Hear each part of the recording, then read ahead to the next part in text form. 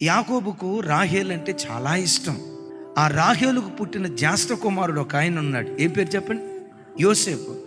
యోసేపు రాహేలుకు పుట్టిన దాన్ని బట్టి మాత్రమే కాదు, యోసేపు మిస్టర్ క్లీన్, చక్కటి కొడుకు.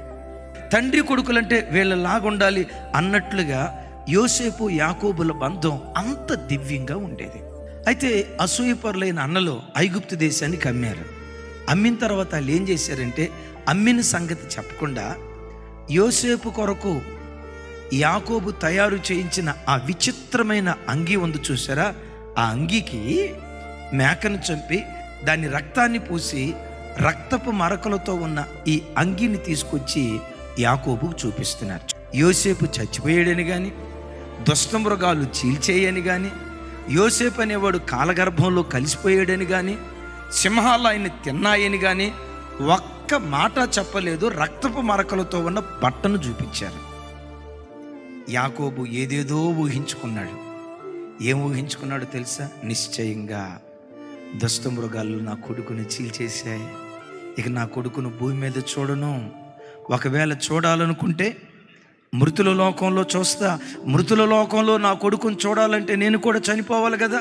ఈ బ్రతుకు నాకొద్దు, నేను చస్తే బాగుండని చావును కోరుకుంటూ కొన్ని రోజుల పాటు దుఃఖముఖిగా ఉండి ఏడవటం ప్రారంభించాడు కొడుకు దగ్గరికి వెళ్ళాలని.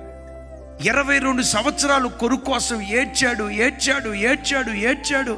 నా కొడుకా, నా కొడుకా, నా కొడుకా, అయ్యో నాకు దూరం అయిపోయిన నా కొడుకని గుండె లవిసేలాగా ఏడ్చాడు. 22 సంవత్సరాల తర్వాత ఏ చెవులతో విషాదకరమైన వార్తలు విన్నాడో అదే చెవులతో వినోదాన్ని పంచే వార్తలు వింటున్నాడు యాకోబు. ఇప్పుడు సైతాన్ గాడు నేను బలహీనపరిచేది ఆలోచనల ద్వారా వాడు కృంగదీస్తాడు. నా మాట వినండి, మానసికంగా ఆలోచనల ద్వారా కృంగదీస్తాడు. ఏదో అయిపోయింది. ఒక మాట చెప్పంటారా?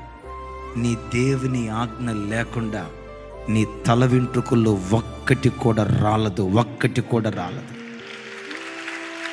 నీ తల వెంట్రుకలను కూడా నీ దేవుడు లెక్కించాడు. అంటే నువ్వు పరిగణించని వాటిని కూడా నీ దేవుడు పరిగణించాడు. నీ తల వెంట్రుకల మీదే దేవుడు అంత శ్రద్ధ ఉంచాడంటే నీ మీద దేవుడు ఇంకెంత శ్రద్ధ ఉంచుతాడో ఒక్కసారి ఆలోచించు.